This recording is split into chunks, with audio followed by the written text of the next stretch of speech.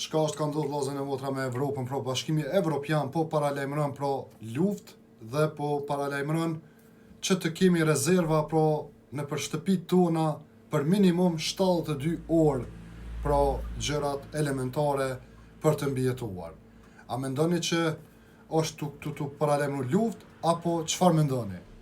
Të ju them të drejtën, vëllezër e motra, unë mendoj që qëllimi i Bashkimit Evropian pro është që të na mbojnë nën panik, të na dhon stres, të mund pro të lëvizin me çmime që gjëja po na duhen parat për armatim, pastaj të shesin armatim e kështu me radhë.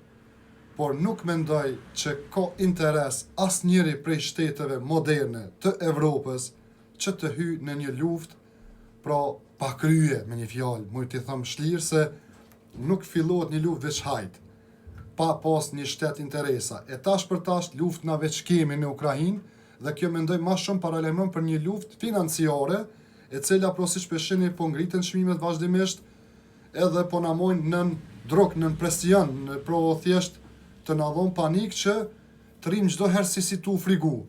Por kisha pas qef të marr edhe mendimet e juaja se çka jam në Armenia, për çka është ky paralajmërim pro nga Bashkimi Evropian. Unë ju përshëndes të gjithëve me respekt, Muhammed Bajrami Meti, kaloni sa më mirë.